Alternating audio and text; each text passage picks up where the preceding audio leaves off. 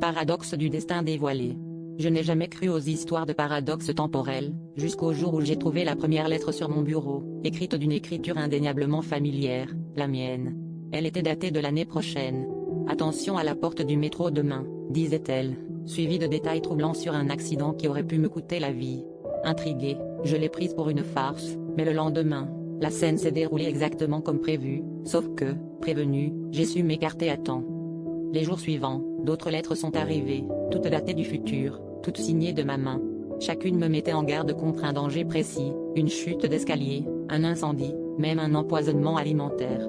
À chaque fois, grâce à ces messages, j'ai esquivé l'inévitable, et une peur sourde s'est installée en moi.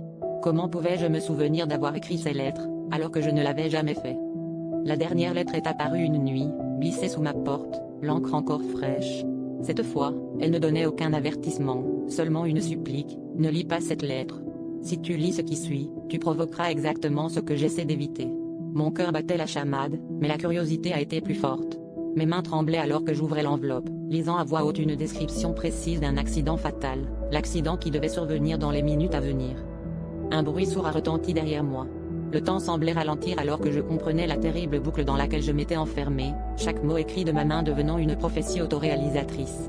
En regardant la lettre tomber de mes doigts, j'ai enfin compris, c'est en cherchant à éviter ma mort que je l'avais provoquée, et que je continuerai, encore et encore, à m'écrire ces lettres, jusqu'à ce que quelqu'un, un jour, trouve le courage de ne pas les lire.